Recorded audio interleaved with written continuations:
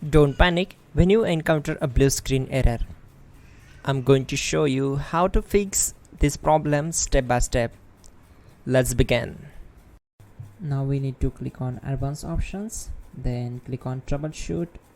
Now click on advanced options, and at the last we need to click on command prompt.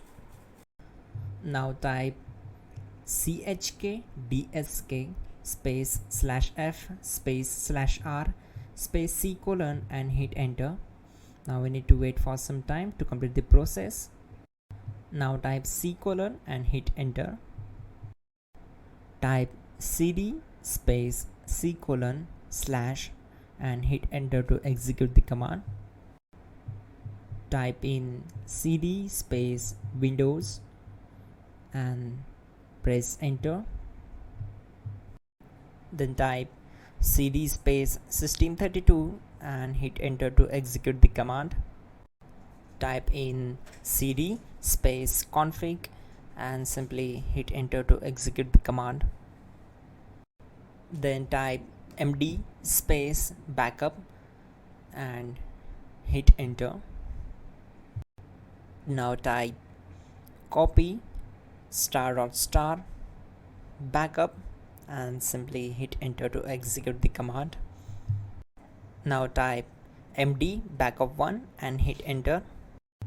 Now execute this command carefully. Type in copy space ** space backup1, then simply hit enter to execute the command. Now type cd regback and hit enter. Now type dir and then simply hit enter to execute the command. Now execute this command. Type in copy space ** space ... and then hit enter. After that type all and again hit enter to execute the command. Now type bootrec space /fixmbr and hit enter to execute the command. Now execute this command. Type in bootrec /fixboot and hit enter.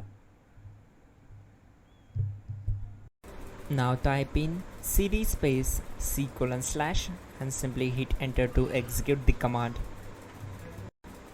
Now execute this command. Type cd space windows /system32 /config /regback, then simply hit enter to execute this command.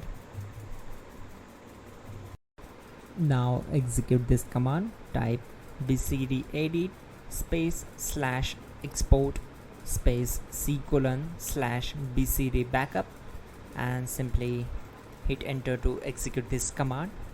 Then move to the next one. Now type cd space c : / and hit enter.